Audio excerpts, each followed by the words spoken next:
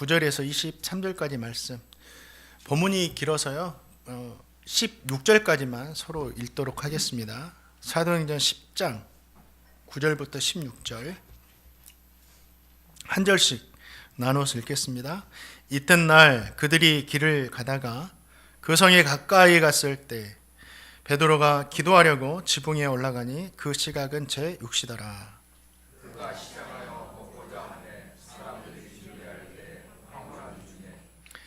하늘이 열리며 한 그릇이 내려오는 것을 보니 큰 보자기 같고 네 길을 메어 땅에 들이웠더라. 그 안에는 땅에 있는 각종 내발 같은 짐승과 기는 것과 공중에 나는 것들이 있더라. 또 소리가 있으되 베드로야 일어나 잡아먹으라 하거늘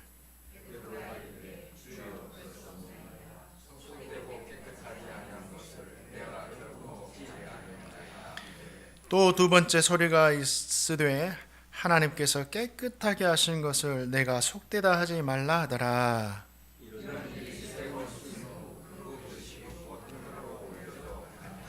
아멘. 계속해서 말씀이 이어지고 있습니다. 이달리아 부대의 백부장이었던 고넬료가 기도하는 중에 천사의 지시를 받습니다. 그리고 그 말씀대로 욥바로 사람들을 보내서 베드로를 청하게 되죠. 그때 베드로는 기도하려고 지붕 위에 올라갔다가 환상을 보게 됩니다. 그 환상의 내용이 오늘 말씀인데 하늘에서 그릇이 내려오는 거예요. 그 안에 보니까 율법상 부정한 짐승들이 가득 담겨 있었습니다. 그런데 또 음성이 들리는 것이 베드로야 일어나 다 잡아먹으라고 이렇게 이야기하는 거예요. 베드로가 그 말을 듣고 주님 그렇게 할 수 없습니다. 이 부정한 것을 어떻게 먹습니까? 거절을 해요. 주님은 하나님께서 깨끗하게 하신 것을 내가 속되다 하지 말라 이렇게 세 번이나 반복해서 말씀을 하십니다. 그때 때마침 고넬료가 보낸 사람들이 베드로를 찾아오고 성령께서 베드로에게 두려워하지 말고 그들과 함께 가라 이 말씀을 하세요.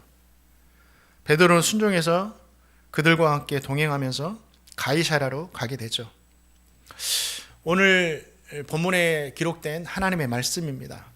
이 말씀 가운데 저와 성도님에게 주시는 귀한 신앙의 은혜도 있고 교훈도 가득해서 담겨 있습니다. 자, 한 절씩 이렇게 살펴보겠습니다. 9절 말씀 같이 한번 읽어봅니다. 9절 말씀 시작.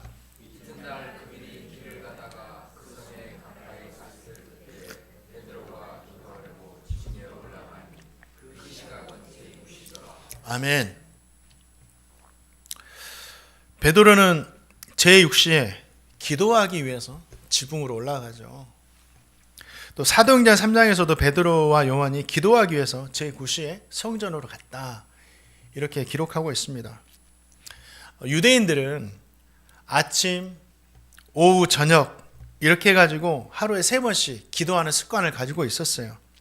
비록 사도가 되었지만 유대인이었던 베드로도 그 습관을 버리지 않고 계속해서 기도하는 삶을 살았다라는 거예요. 저와 성도님도 좋은 습관은 예수님 믿더라도 좋은 습관은요 계속해서 유지해야 되고 어떤 사람이라도 좋은 습관들이 보인다면 우리가 그 습관을 본받아서 우리의 삶 가운데 적용하면서 살아야 됩니다. 그때 기도할 때 고넬료가 보낸 사람들이 욥바를 향해 오고 있었습니다. 베드로는 이 사실을 전혀 몰랐죠. 그런데 하나님이 이 모든 사실을 다 알고 계셨고 하나하나 다 짜맞추고 계셨다라는 거예요. 고넬료의 기도, 베드로의 기도와 환상, 고넬료가 보낸 사람들, 그들과의 만남, 이것은요 우연하게 되는 일이 아니에요. 뭐예요? 하나님께서 기도를 통해서 정확한 시간에 일을 이루어 가시는 거예요. 놀라운 겁니다. 저와 성도님도 마찬가지예요. 우리의 삶이 어긋나지 않고 정확한 하나님의 이루심이 있기 위해서는 뭐 해야 된다고요? 기도해야 된다. 하나님은요 기도 가운데 우리의 걸음을 맞추시는 거예요. 만남을 예비하시고 시간을 조율하셔서 가장 알맞은 시간에 가장 정확한 일을 이루어 주신다라는 겁니다. 성경이요, 이 사실을 증명해요. 아, 기도를 통해서 하나님께서 일을 이루어 가시는구나. 창세기 24장을 보면 아브라함이 자신의 아들 이삭의 아내를, 배우자를 구하기 위해서 종을 보내죠. 종을 보내요. 종이 우물가에서 기도합니다. 막연했어요. 주님, 구하는 표정을 보여주옵소서. 누군지 모르니까 이렇게 기도하는 거예요. 그 기도할 때 말을 마치기도 전에, 기도가 끝나기도 전에 주님께서 누구를 보내세요? 우물가로? 리브가를 보내세요. 이삭의 아내가 될 리브가를 보내시는 거예요.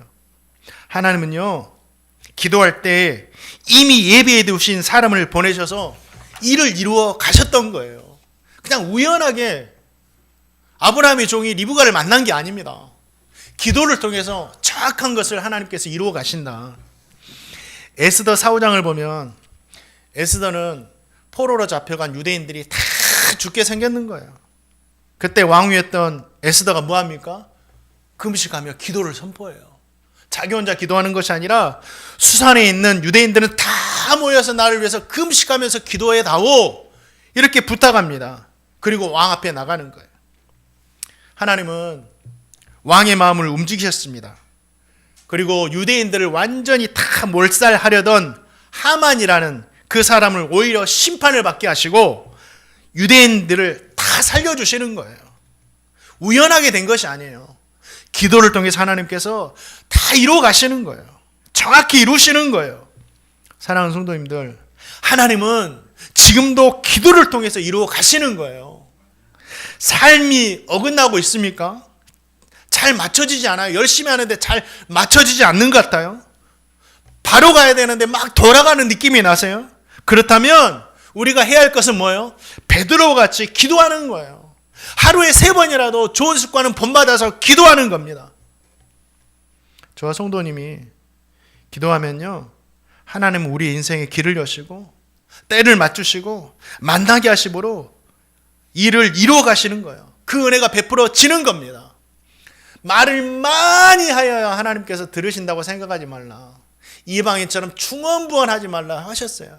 우리가 정확하게 짧은 시간이라도 기도하면, 믿음을 가지고 기도하면 하나님께서 그것을 들으시고 일을 이루어 가신다. 이 정확하게 이루어 가시는 하나님의 은혜가 기도하시는 우리 성도님 모두에게 임하게 되기를 주님의 이름으로 축원드립니다. 10절 말씀도 함께 보겠습니다. 하나님의 말씀이에요. 읽겠습니다. 시작.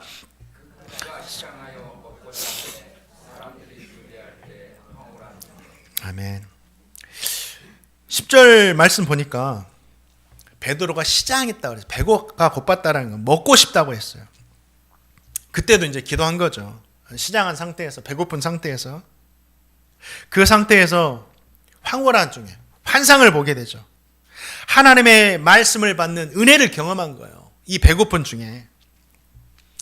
하나님의 은혜가 언제 임했죠? 배고플 때.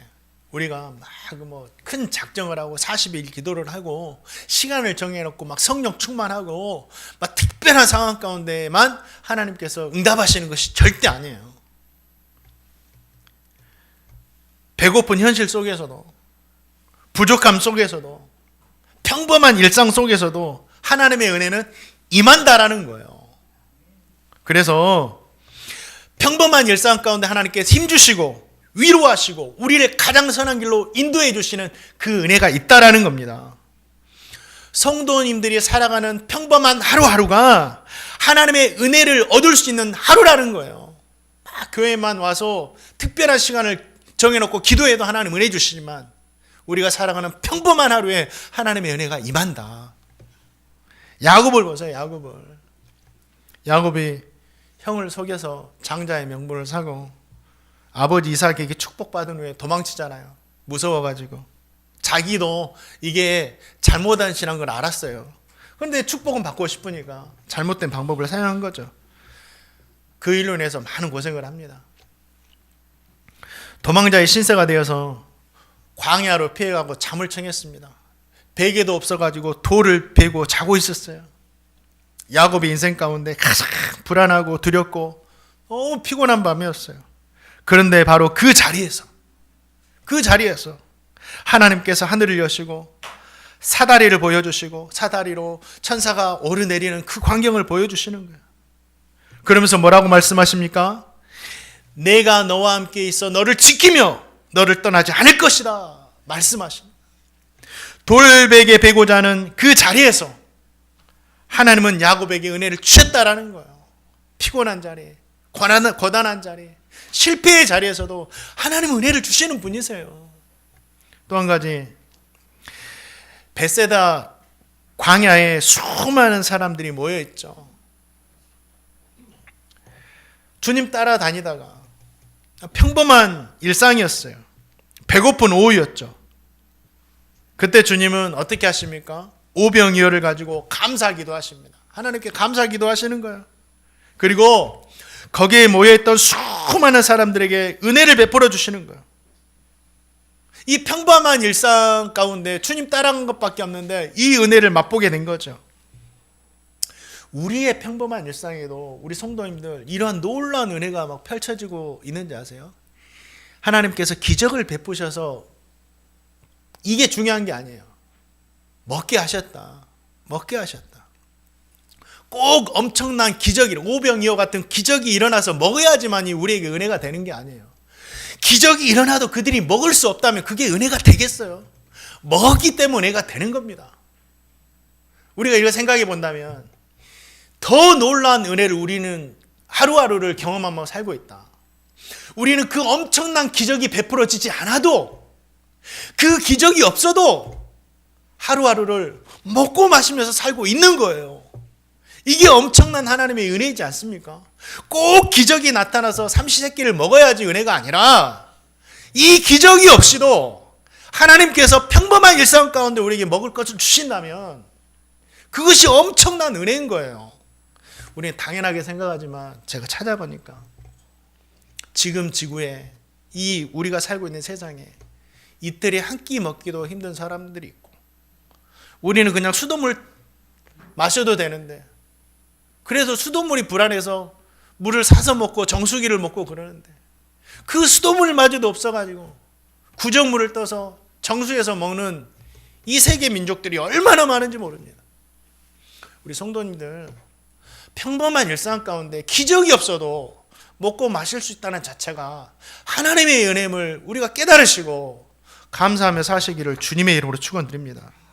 우리의 평범한 일상 가운데요, 하나님의 은혜는요 지금도 막 펼쳐지고 있는 거예요. 사랑하는 성도님들, 하나님은요 배고픈 시간에도, 돌베개 베고자 하는 그 시간에도, 지친 광야에서 쓰러져 있을 때도 은혜를 주시는 분이시다. 그렇기 때문에 성도님들의 평범한 일상 가운데도 하나님의 은혜가 임할 수 있는 겁니다. 하나님의 은혜를 사모하시기 바랍니다. 기대하시기 바랍니다. 기도하시기 바랍니다. 이번 한 주간도 성도님들의 하루하루의 삶 가운데 주님께서 주시는 기적과 같은 그 은혜가 임하게 되기를 주님의 이름으로 축원드립니다. 베드로는 환상 중에 하늘이 열리고 하늘에서 하나의 그릇이 내려오는 것을 보게 되죠. 그 안에는 땅에 있는 각종 네 발 달린 짐승, 기는 것과 공중에 있는 나는 새들이 들어있었어요. 이 모든 것은 율법상 부정하여서 금지된 것들이었어요. 그런데 주님께서 베드로에게 뭐라고 하십니까? 일어나 잡아먹으라 합니다. 베드로가 뭐라고 그래요? 주님, 그럴 수 없습니다. 이거 속되고 깨끗하지 못한 것을 내가 어떻게 먹습니까? 결코 먹지 않겠습니다라고 대답을 하죠. 베드로의 말은 틀린 말이 아니에요. 율법을 지키며 살아온 유대인들은 너무 자연스러운 답변이에요. 이게 진짜 신앙이지 할 정도의 답변이에요. 그러자 주님께서 뭐라고 하십니까? 하나님께서 깨끗하게 하신 것을 내가 속되다 하지 말라, 이렇게 말씀을 하시는 거예요. 이해할 수 없는 말씀. 자, 사도행전 10장 15절 말씀도 같이 한번 읽어보겠습니다. 시작.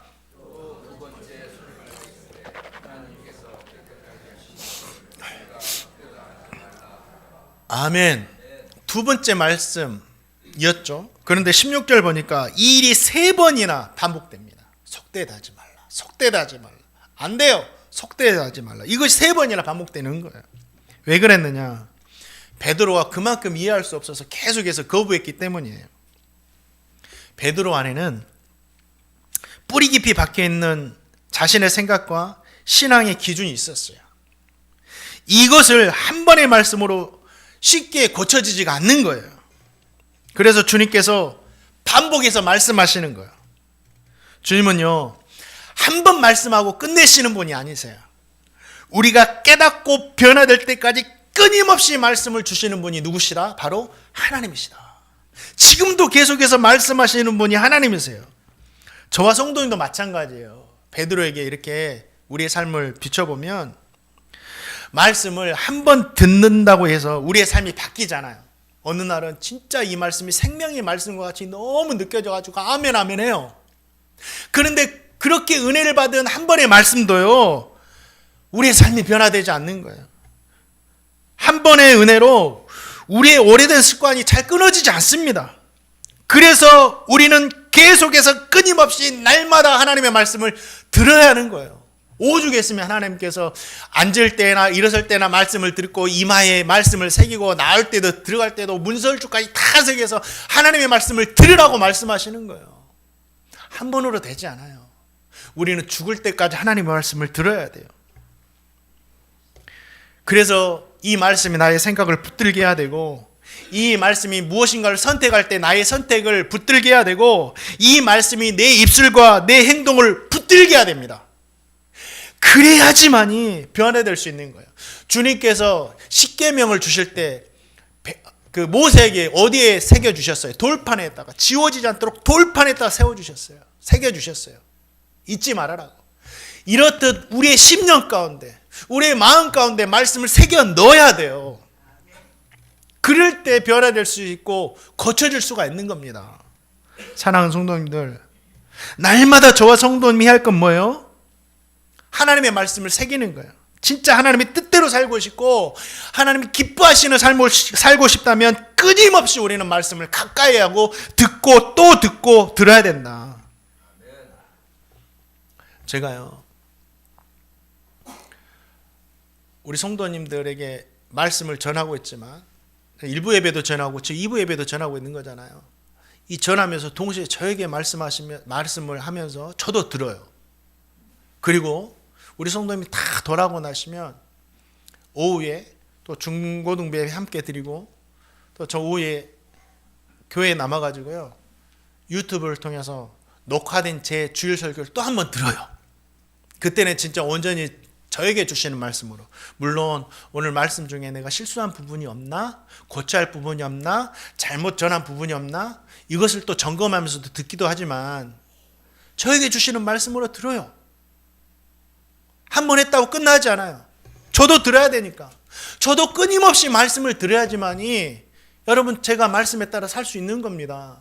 저도 말씀 듣지 않고 기도하지 않고 세상의 소식과 뉴스와 유튜브 계속 보면요, 저의 생각과 행동도요, 그거 따라가게 돼 있는 거예요. 무엇을 보고 무엇을 듣느냐가 우리의 삶과 행동을 결정하는 겁니다. 사랑하는 성도님들, 우리는 주님 앞에 서는 그날까지 끊임없이 말씀을 들으시기를 주님의 이름으로 축원드립니다. 그렇지 않으면요, 우리의 삶도 금방 변질되고 말아요. 또 사도행전 10장 17절 말씀도 같이 한번 읽어보겠습니다. 시작.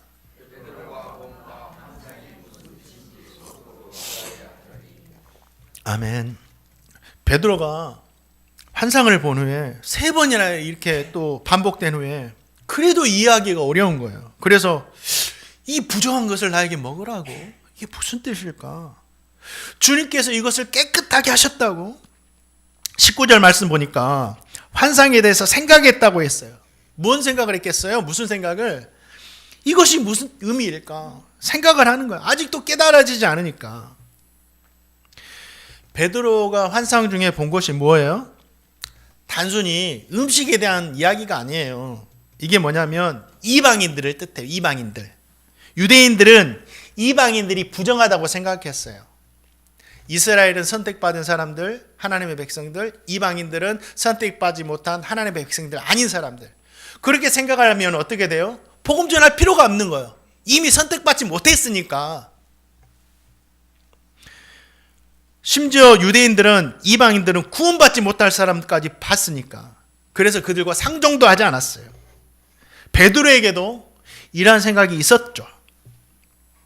그런 생각을 가지고 있으면 절대 그들에게 복음 전할 수가 없는 겁니다. 고넬료에게도 갈 필요가 없는 거고. 그래서 주님은 환상을 통해서 이걸 알려주신 거예요. 이방인도 부정하지 않다. 이방인도 내가 깨끗하게 한다 라고 말씀해 주시는 거예요. 이걸 깨달아라고. 베드로는 진짜 이걸 깨달아요. 어떻게 할 수 있죠? 고넬료의 집에 가서 이 모든 것이 이방인을 향한 말씀임을 깨닫고 고백을 합니다. 그게 28절 말씀이에요. 한번 읽어보겠습니다. 28절 말씀 시작.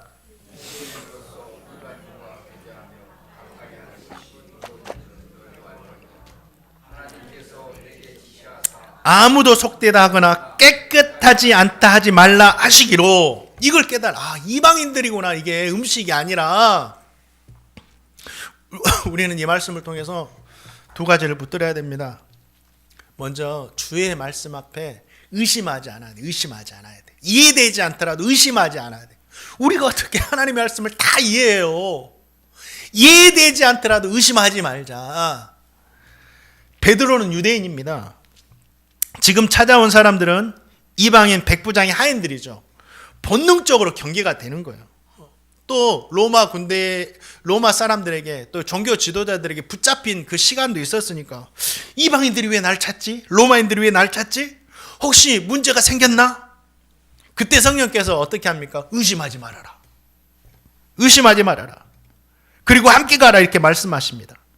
베드로도 주님께서 환상을 보고 말씀해 주셨음에도 불구하고 뭐예요? 의심했다라는 거예요. 저와 성도님도 마찬가지예요. 하나님 말씀 앞에 우리가 자주 걸려 넘어지는 것이 있다면 뭐예요? 의심. 이해되지 않으니까 의심을 하는 거예요. 어떤 의심을 해요? 괜히 따라갔다가 혹시 내가 잘못되면 정말 말씀대로 하면 될까? 그래서 하나님이 말씀하셨음에도 불구하고 머뭇거릴 때가 있다라는 거예요. 이 말씀 앞에서 저와 성도님의 신앙도 잘 한번 살펴봐야 돼요. 저와 성도님도 끊임없이 하나님의 말씀을 들어요. 베드로처럼 직접적인 육성으로 듣지 않지만 이 기록된 성경의 말씀으로, 이 성경의 말씀이 하나님의 말씀이니까 늘 우리가 하나님의 말씀을 들어요. 어떤 말씀을 듣죠? 예배에 대한 말씀, 기도에 대한 말씀, 신앙에 대한 말씀, 전도에 대한 말씀, 물질과 교회와 자녀에 대한 말씀을 끊임없이 듣고 있다라는 거예요. 그리고 알고 있어요. 그런데 여러 가지 이유들로, 아무리 말씀을 많이 들어도 여러 가지 이유들로 그 모든 말씀들에 순종하지 않을 때가 있다라는 겁니다. 왜 그럴까요? 이 말씀이 하나님의 말씀임에도 불구하고 왜 우리는 그 말씀 앞에 다 순종하지 못할까요? 다른 거 없어요. 우리 마음 가운데 이 말씀을 100% 신뢰하지 못하는 의심이 있기 때문이에요. 될까? 진짠가? 우리가 제 자신에게도 진짜 100% 확신하는 마음이 있다면요, 우리는 그 확신하는 마음대로 따라가야 되는 거예요. 그런데 진짜 그렇게 하면 될까? 주일날 진짜 아이들을 이렇게 가르치면 될까? 세상의 방법들은 이게 아닌데? 하나님의 말씀하셨는데 불구하고 그 100% 자명한데 우리는 다른 방법으로 살 때가 많다라는 거죠. 우리는 의심하지 않는다고 하지만 우리의 은연 중에는, 우리 심령 깊은 중에는 100% 하나님의 말씀을 신뢰하지 못하는 의심이 도사리고 있다라는 겁니다. 저도 그렇고. 사랑하는 성도님들, 하나님의 말씀 앞에 우리가 해야 하는 것은 뭐예요? 의심이 아니에요. 믿고 순종하는 겁니다. 이해되지 않아도, 불안해도, 하나님 말씀 순종하기 불안해도, 의심이 되는 부분이 있어도 순종이 먼저다. 저와 성도님 모두가 진짜 이 말씀 앞에 어떤 말씀이라도 아멘할 수 있는, 베드로가 어떻게 해요? 따라가요. 의심이 돼도 따라갑니다. 따라가서 내가 잘못될까 하는 마음이 들어도 따라갑니다. 이거예요. 저 성도 모두 하나님 말씀 앞에 베드로 같은 모습 있기를 주님의 이름으로 축원드립니다. 마지막으로 이 하늘에서 내려온 그릇 안에는 부정한 것들로 가득 차. 부정한 것들로 율법에 정한 부정한 것들로 다 가득 차 있는 거예요. 주님께서 이 모든 것을 내가 깨끗하게 했다 말씀하시죠. 근데 그렇게 말씀하셨음에도 불구하고 그걸 바라보니까 의아해할 수밖에 없는 거예요. 이들은 다 이방 사람들이죠. 저와 성도님에게도 그릇 안에 있는 부정한 것처럼 부정하게 여겨지는 사람들이 있을 수 있어요. 이 사람 절대 구원받지 못해. 그리고 마음속으로 선을 그어버린 그런 사람들이 있을 수 있어요. 성경에도 그런 사람들이 나옵니다. 흉악자라 불리던 예수님과 함께 십자가에 달린 강도.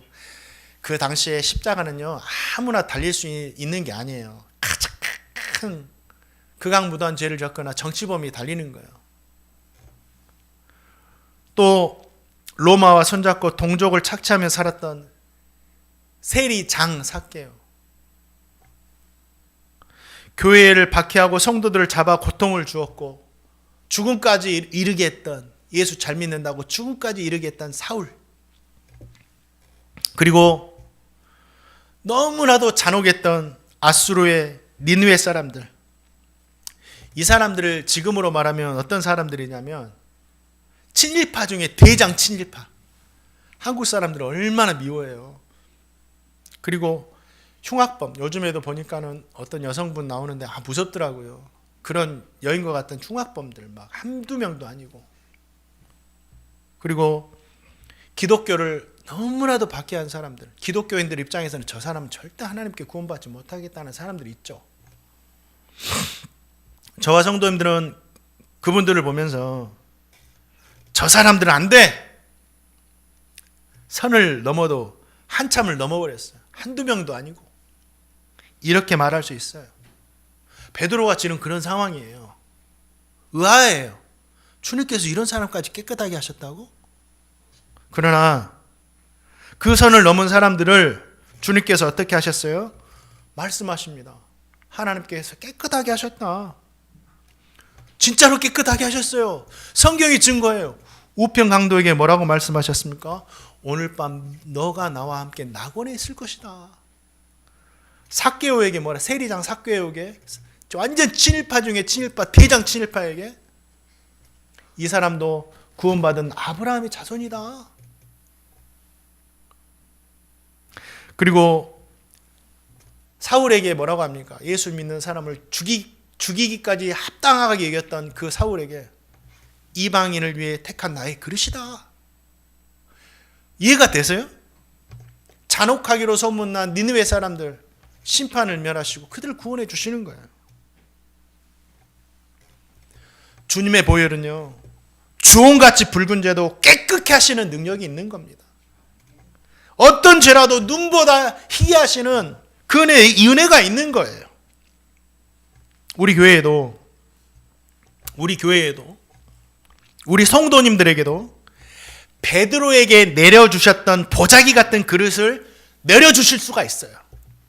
그 안에 보니까 내가 도저히 용납할 수 없는 사람이 막 가득한 거예요. 원수 같은 사람들.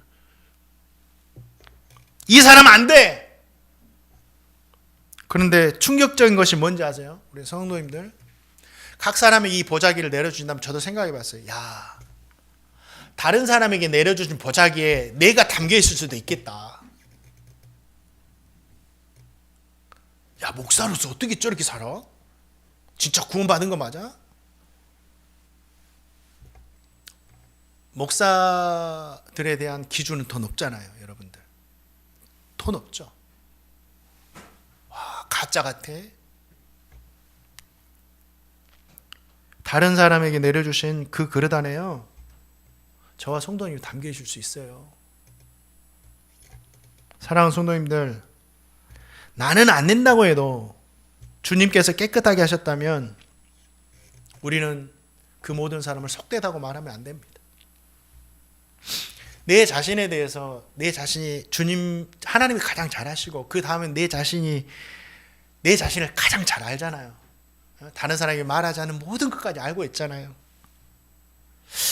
그럴 때는 진짜 내가 예수 믿는 사람 맞나 싶을 때도 있지만 그런 내 자신을 향해서도 저는 어느 순간 구원의 확신이 다시 한번 확 드는 거예요. 늘 구원의 확신이 있지만 나 구원 받았구나. 감사하다. 이런 생각이 은연중 드는 시간이 또 있더라고요. 구원의 확신이 막 생기는 거예요. 나의 연약함을 보면서도 절대로 내 자신에게 대해서도 진짜 내가 예수 믿었다면 속되다고 말하면 안 돼요. 교회는 깨끗한 사람만 모이는 곳이 아니다.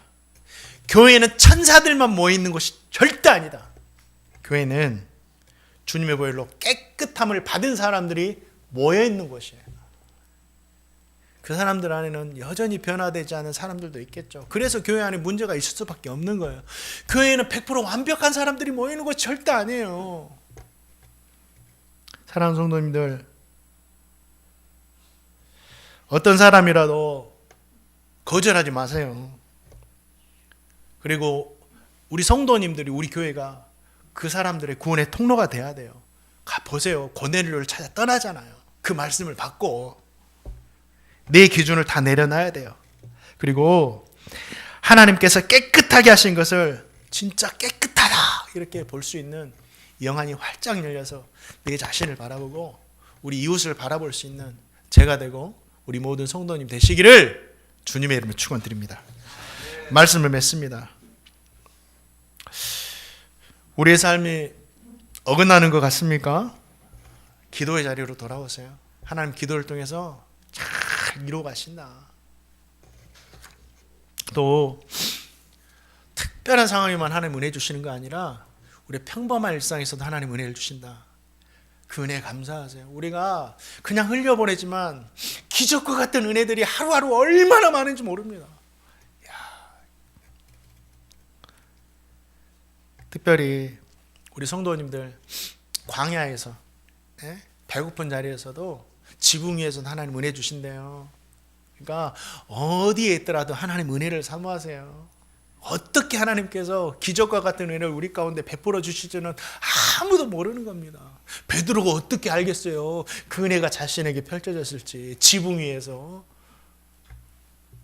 또 저와 성도님은 말씀 한번 들었다고 말씀에 크게 은혜 받았다고요. 크게 은혜 받아도 좀 지탱이 되지만 계속 말씀 보자 하면 금방 돌아서게 됩니다. 그래서 가장 중요한 건 뭐예요? 끊임없이 하나님의 말씀을 듣고 읽고 묵상하고 내 자신을 완전히 말씀에 묶어버리는 거다. 그렇게 살아가시기 바랍니다. 마지막으로 우리의 인생에도 우리의 교회도 보자기를 내려주신다. 그 보자기 안을 보고 안 돼 하지 마시고 그 보자기 안을 보고 주님을 바라보세요. 된다. 되게 하신다. 그런 눈으로 내 자신과 우리 성도님들 우리 주위를 바라보며 살아가시는 영적인 눈이 활짝 열린 제가 되고 우리 성도님 다 되시기를 주님의 이름으로 축원드립니다. 우리 함께 이 찬양 드리겠습니다.